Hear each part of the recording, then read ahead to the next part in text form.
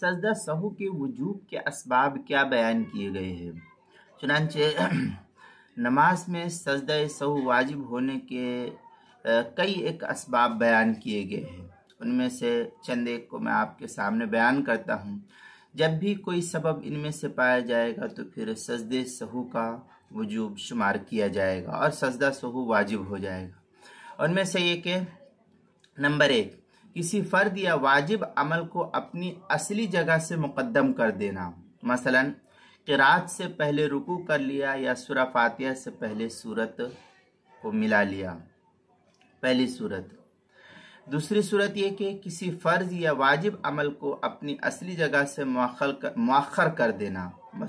मसलन पहली रकात में एक सजदा भूल गया और दूसरी रकात में याद आने पर 3 सजदा कर ले, या सूरा फातिहा के बाद पढ़ ली, या सूरा फातिहा सूरत के बाद पढ़ ली, तो इससे भी सजदा सहू के वजूब का हुक्म होता है।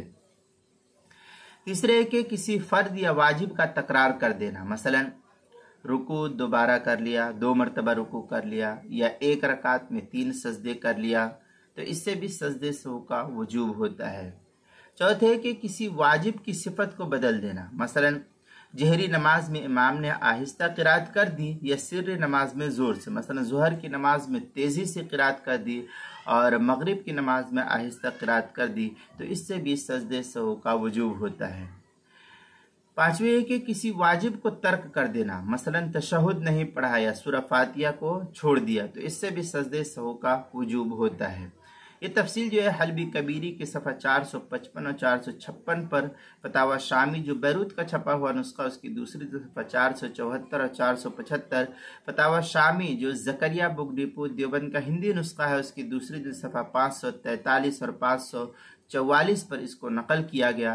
किताबुल मसाइल पहली जिल्द सफ़ा 327 और 328 पर भी इसको नकल किया गया है।